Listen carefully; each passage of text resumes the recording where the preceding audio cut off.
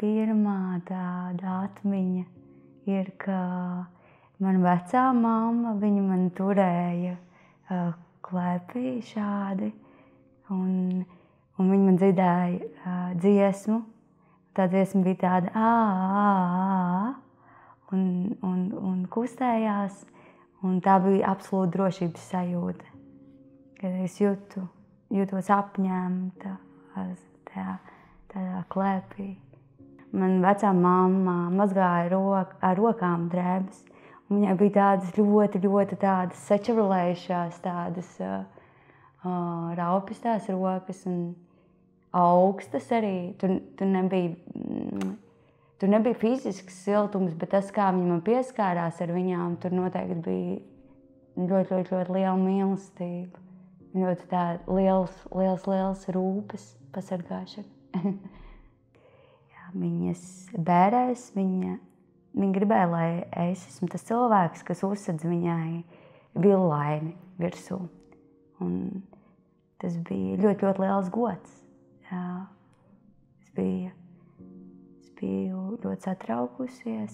Man likās, ka es tur iekritīšu bedrā līdz ar viņu. Bet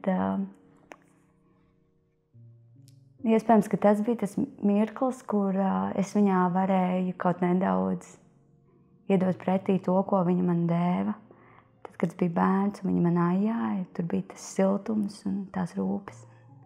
Jā. Tā varbūt nebija fizisks pieskāriens, bet tas bija noteikti vēselisks pieskāriens. Pat ja cilvēks vairs nav dzīvs. Vai tik gadienā nav tā, ka mēs tā dvēseliski pieskaroties otram, patiesībā pieskaramies paši sev un tādam pats savam kodolam. Un tāpēc tas mirklis ir tik ļoti aizkustinošs. Man parasti ir tā, ka man liekas, ka laiks apstājās un nekas vispār vairs nav būtisks. Tā ir absolūta klātbūtne. Es atceros, man bija tāda situācija, ka es sēdēju ar suni. Bija vēls rudens vakars, mēs bijām laukā.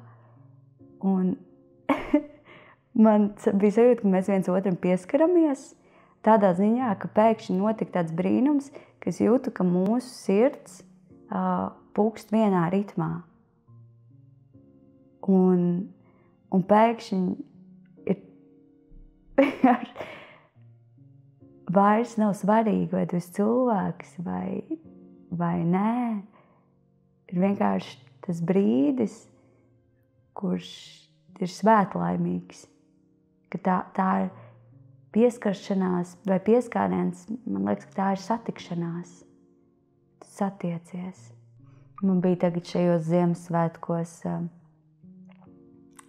tie ir vērtīgākie Ziemassvētki, ko es piedzīvoju. Bija otrā vecā māma, viņa tāda kundze, 80 plus, ar sirmiem matiem, vienmēr ļoti sakopta un tāda īsta dāma, kultūras sieviete. Bet bija tāda situācija, ka man vecā māma jutās slikti un viņa nebrauca uz svinībām un kādam bija jāpaliek pie viņas. Un uz Ziemassvētkus 24. datumu pavadīju dzīvoklītī, sēžot pie vecās mammas gultas. Man vecā mamma skatījās to pārraidi, kur tur pareizticīgo baznīcā, tur viss tā ceremonija. Un tā kā viņi slikti dzird, tā ceremonija pa visu dzīvokli skanēja.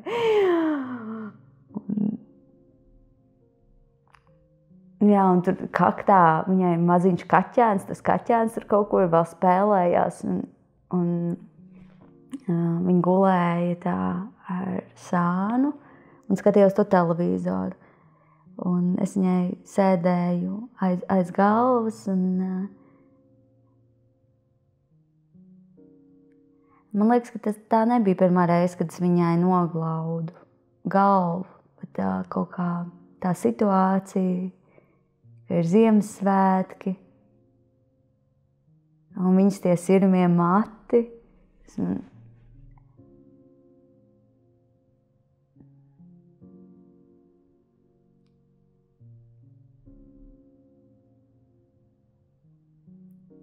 Ka liekas, ka ir jābūt kaut kā tā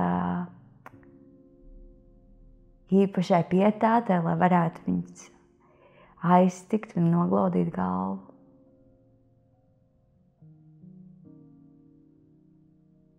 Tad es viņu tā ļoti, man liekas, 2 vai 1 reizi viņai to galvu tā ļoti rausu noglaudīja.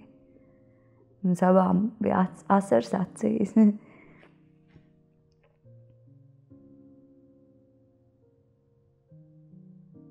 Jā, man likās, ka mēs kaut kā bijām mainītās lomās. Es viņā kaut kādu tādu bērnu sajūtu tajā brīdī. Man vienmēr ir augsts rokas. Tā man ir. Bet bija tāda situācija, kad es biju bērns, tas bija skolā. Es iedodu rokas un man saka, nē, es tev nedošu, jo tev ir augstas rokas. Un tad tāpat vecā mamma, kur man bērnībā žūžināja, viņa man iemācīja sakām vārdu. Kam ir augsts rokas, tam ir karsts sirds. Tagad man liekas, lai būtu, tas nekas. Jā, un man liekas, ka tas ir mans, tāds moto man ļoti ir palīdzējis. Es dažreiz viņu tā atsprāgāju pretī kā joku, ja man kāds saka, ka tev ir augsts rokas.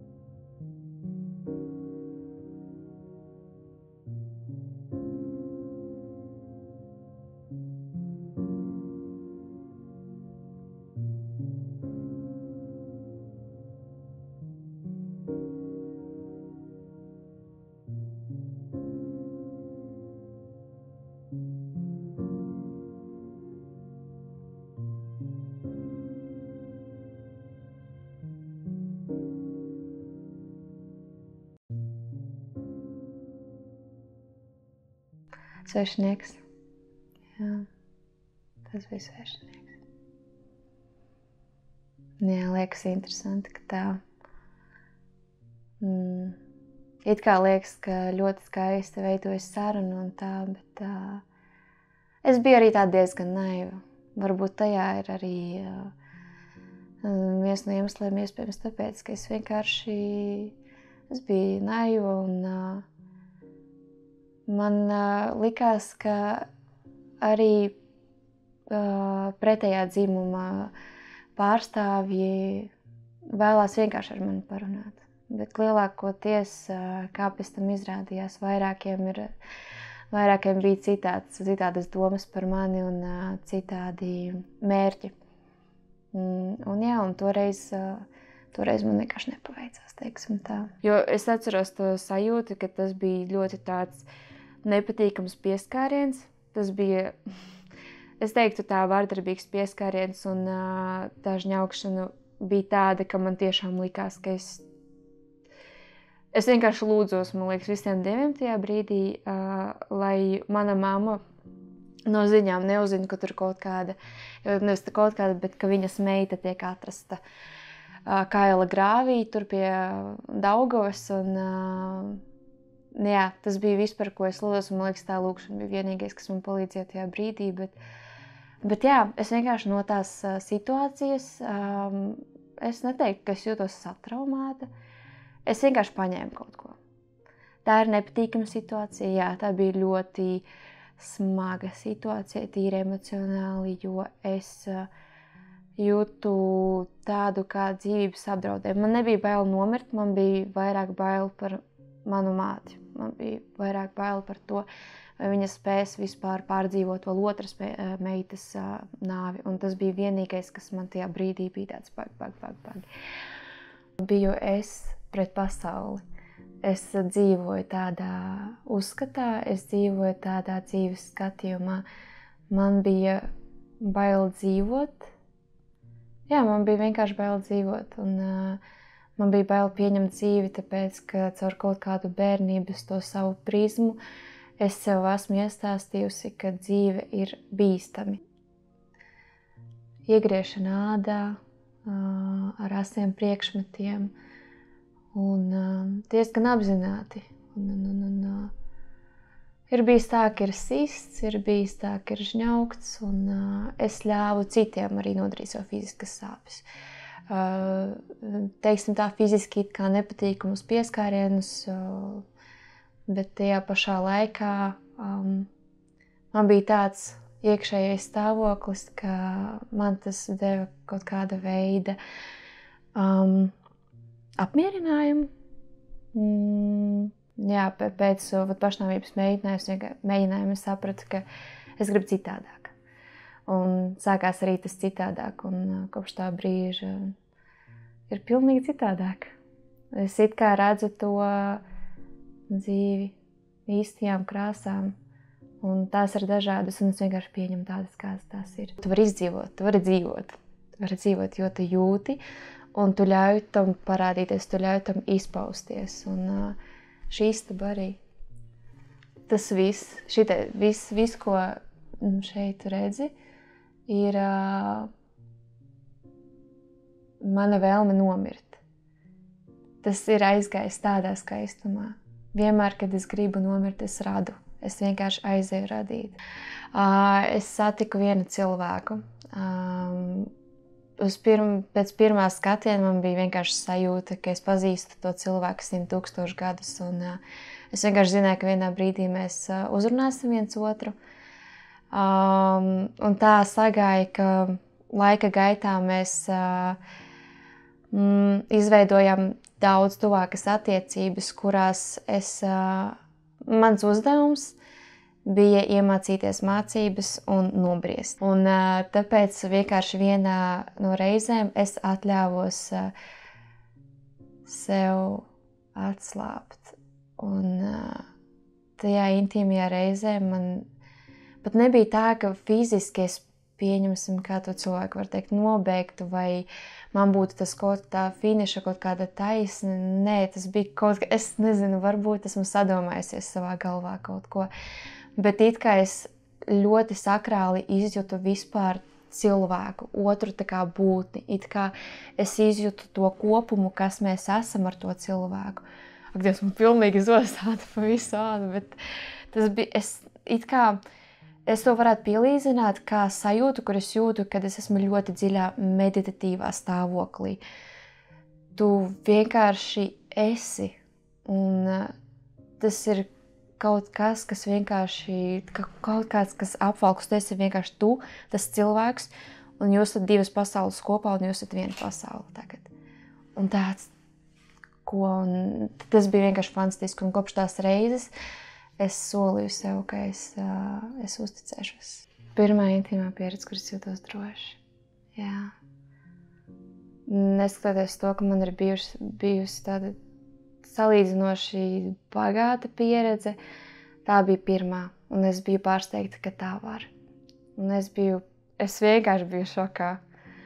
Un kopš tās reizes man vienkārši it kā salikās viss galvā, ka it kā bieži vien mēs sakam, ka dzīve tāda, cilvēki šitādi, bet vai es speru pirmo soli, lai kaut ko mainītu, vai es speru pirmo soli, lai uztvertu, lai uzticētos, lai izprastu un svarīgākais pieņemtu. Es nekad nebūtu iedomājusies, ka tas var notikt, kā viņš pats to dēvē, tas ir lēnais seks, ka es pieņemsim esmu sāna un mans partneris ir aizmugurē. Un tas liekas tā kā tik vienkārši. Prātam neaptverami, cik vienkārši, bet cik patīkami, jo tas viss bija arī pilnīgā tumsā, un tu it kā vienkārši visu tev ir izjūtu maņas. Tu vienkārši jūti ar pieskārieniem, ar tā kā tu āda ar ādu saskarās. Un tādēļ, ka tev nav kaut kāda vēl citas lietas, kas tevi distrakto, citas lietas, uz kurām tu vari vērst uzmanību, vienkārši esi tu un tas cilvēks, un tu ļoti pievērs uzmanību tam, ko tu dari. Un kā tu dari, un ar ko tu dari, un kā tu vēlies darīt ar to, ar ko tu esi. Priekš manis tas bija skaisti, tāpēc, ka priekš manis tas izjūtās rūpīgi. Man izjūtās tā, ka par mani rūpējās, ka es beidzot varu atļauties justies trausla, vāja, un tajā pašā laikā es jūtos aizsargāta. Un jā, laikam man tas bija vissvarīgākais tajā brīdī, tas man dod tādu kā safe sajūtu.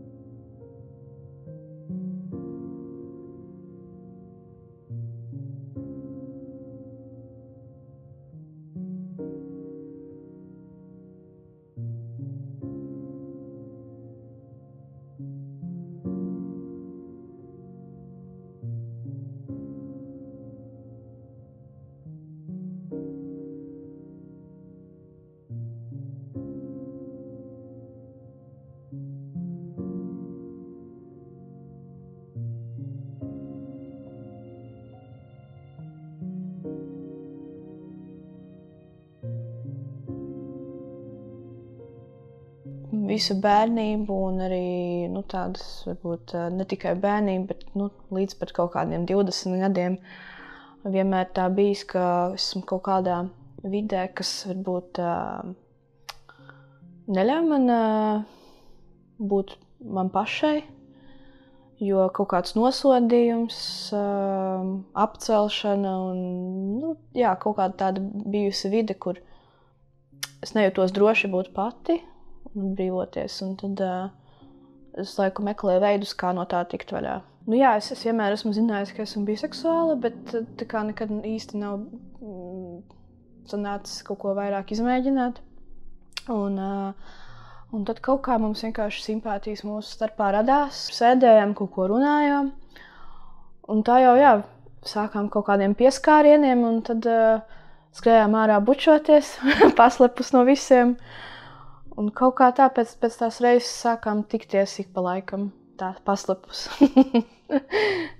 Tas jau arī bija diezgan pasen, tāpēc es nebrīnos, ka vismaz no manas puses, ka es baidītos kādam kaut ko stāstīt. Bet, tā reize bija tā ļoti izmainīja man, teiksim tā, un palika atmiņā, kā kaut kas tāds ļoti skaists un intīms moments manā dzīvē. Es jūtos brīvi pašai pret sevi, jo es saprotu, kas es esmu, un ir tagad jau normāla pieredze bijusi un tā, bet, teiksim, sabiedrībā, daļēji, jo ir bijuši arī ļoti nepatīkami gadījumi. Pārsvarā jau ir tādi, kas vienkārši blenž un var redzēt, ka nosodoši skatās, bet ir bijis arī tāds gadījums, ka ar draudzeni gājām sadevušās rokās. Bija jau kaut kāds vakars un nāk pretī kaut kāds vīrietis. Uzreiz tur sāka pārmest, lesbietes, kaut kāds tur pārmetumus, es tagad neatceros. Un gribēja mums spert.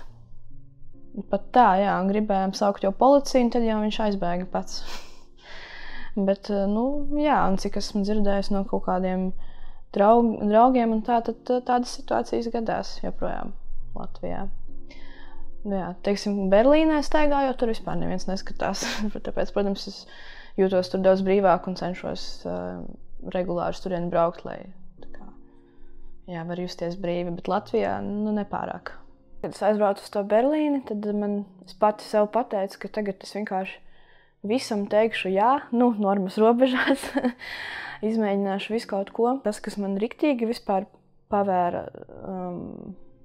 to brīvības sajūtu un to patiku pret pieskārieniem, arī bija, kad es atklāju šibari, virvju siešanu, un tur tieši caur to, tur ir ļoti liela nozīme pieskārieniem. Un, to es izmēģināju tieši tajā brīdī, kad es vēl biju ļoti noslēgta. Un tad tā pati sajūta, ka atvērties un ļauj pieskārties principā svešam cilvēkam. Tas bija tā ļoti izaicinoši, bet tas man noteikti ļoti daudz ko ir mainījis pozitīvā ziņā. Tajā brīdī, kad es esmu tajā procesā, tad tur nav izvēles, man ir jāļaujas, jāuzticās, un tādā veidā es kaut kā atbrīvoju arī prātu, un ar tiem pieskārieniem arī savienojos ar to cilvēku, kaut kā uztveru viņa emocijas un sajūtas, un tas tāda interesanta enerģijas apmaiņa.